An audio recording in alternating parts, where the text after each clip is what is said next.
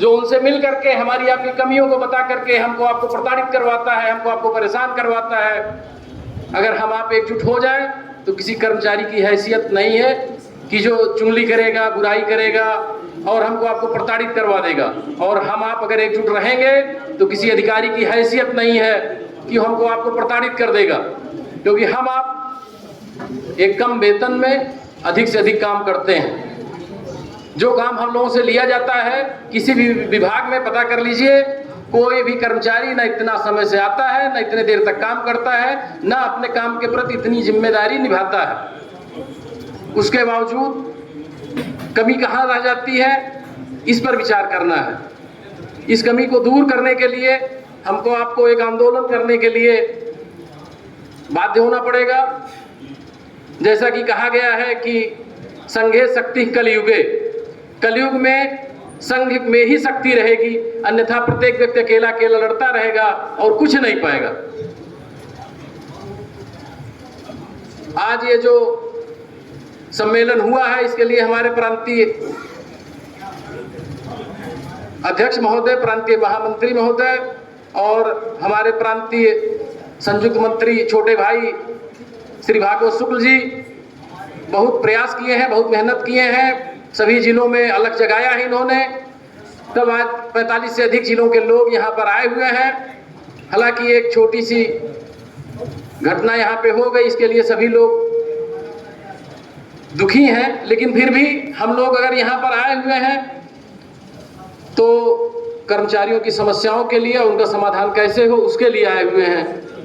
जहाँ तक हमारे समझ से जो पहला मुद्दा है कि जो मृतक आश्रित में अनुकंपा कोटे की नौकरी मिलती है, उसमें वर्तमान समय में माननीय उच्च न्यायालय ने आदेश कर दिया है कि किसी भी श्रेणी का व्यक्ति यह मृतक होता है तो उसके परिवार को केवल चतुर्थ श्रेणी क्लास की नौकरी ही दी जाएगी। जबकि भाइयों आप लोगों को पता है कि पुलिस विभाग में जो फॉलोवर होता है वो चतुर्थ श्रेणी भी नहीं है, खाना बनाता है अधिकारियों का और थाने पर, और वो मर जाता है, उसका लड़का सीधे एसआई होता है। फॉलोवर का लड़का सीधे एसआई भर्ती होता है। अन्य विभागों में भी यही है। हाई कोर्ट अन्य विभागों पर अंकुश नहीं लगा पाता, अपने लोगों को अधिक देने के बजाय और कम देना चाहता है, जो मिल रहा है उसको भी काट लेना चाहता है। ये सरासर तानाशाही है। जैसा कि हम लोग पहले सुनते थे कि अंग्रेजों के ज़माने में तानाशाही होती थी, हम लोग गुलामी की तरह जीवन जीते थे, जुडिशरी में ही देखने को मिल रहा है। क्योंकि हमारे और आपके आपस में संबंध एक जैसे ना हो करके सब लोग बिखरे हुए हैं। इसी को जगाने के लिए प्रांतीय सम्मेलन आहूत किया गया है। और हम ये चाहेंगे कि जो फास्ट ट्रैक कोर्ट की नियुक्तियां हुई हैं उसमें माननीय सुप्रीम कोर्ट ने अपने विशेषाधिकार का प्रयोग करते हुए सबको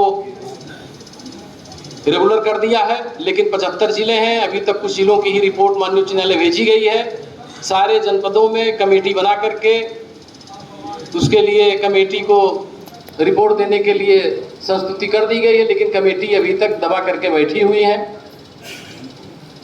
इसी के साथ हमारे एक कर्मचारी भाई बस्ती के हैं, उन्होंने एक मैसेज हमको भेजा है कि प्रांतीय कार्यकारिणी के समक्ष उनका मुद्दा उठाने के लिए।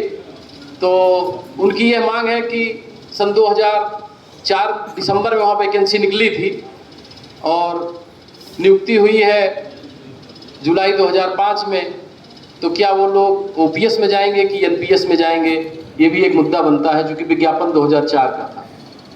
तो हम माननीय प्रांतीय महासचिव महोदय से चाहेंगे कि इस पर भी विशेष ध्यान दिया जाए।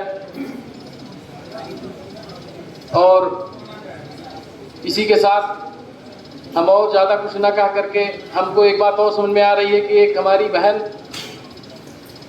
यहाँ पर आई हुई है। अगर ये कर्मचारी हैं तो हम लोगों के लिए ये बहुत बड़ी उपलब्धि है कि कम से कम इस 75 जिले में एक बहन शेरनी जैसी है जो आई हुई है। अगर मुजफ्फरनगर की है तब भी ठीक है, और अगर दूसरे जिले से आए तो शेर नहीं है, सवा शेर है। हम इनके जज्बे को सलाम करते हैं और ये सोचते हैं कि काश अन्य जिलों की महिलाएं भी आई होती। हम लोग हम तो स्वयं जनपद शाखा अध्यक्ष, हम देखते हैं हमारे यहाँ भी महिलाओं की संख्या ज़्यादा हो गई है, लगभग हर जिलों में महिलाओं की संख्या ज़्यादा हो गई है। और समस्याओं के बारे में यदि आप लोग ध्यान दीजिए तो सबसे ज़्यादा समस्याएं महिलाओं की ही रहती है। रोज वो एक न एक समस्या लेकर के कोई आती हैं। लेकिन आज जब यहाँ इतना बड़ा आंदोलन होने के लिए इतने ज़्यादा संख्या में लोग इकट्ठे हुए हैं, पूरा प्रदेश एकत्रित हुआ है, तो इस मुजफ्फरनगर की एक भी महिला कर्मचारी यहाँ नहीं आई। उनको तो सबसे पहले आना चाहिए था। लेकिन चलिए कोई बात नहीं, एक एक बूथ से घड़ा भरता है। एक एक आदमी अगर अपने आप को ठान ले कि हमको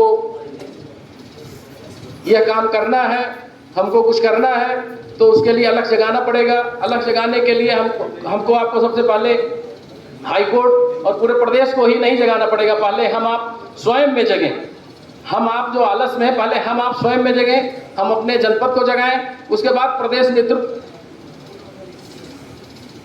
को कहा जाए। फिर 75 जिले, आज 45 से अधिक हैं, कल 75 जिले जुड़ेंगे और जब अच्छा काम होगा तो हर व्यक्ति आएगा, जो नहीं भी आया है वो भी जुड़ने का प्रयास करेगा।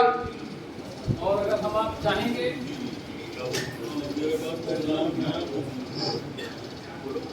अगर सभी जितने भी कर्मचारी भाई आ गए हैं, अगर सभी लोग यहाँ से जाते हैं अपने अपने जिलों में और यहाँ की बातों को अपने जिले में दमदारी से रखते हैं और लोगों को एकत्रित करते हैं और उनके अंदर यह जज्बा जागृत करते हैं कि अगर हम आप सोए रहेंगे तो कुछ नहीं होगा, अगर हम आप जागेंगे तभी आंदोलन होगा और आंदोलन होगा तभी कुछ मिलेगा। वरना यहाँ के अधिकारी अंग्रेजों की मानसिकता से ग्रसित हैं। देश भले आज़ाद हो गया लेकिन वो भी अपने आप को वही समझ रहे हैं।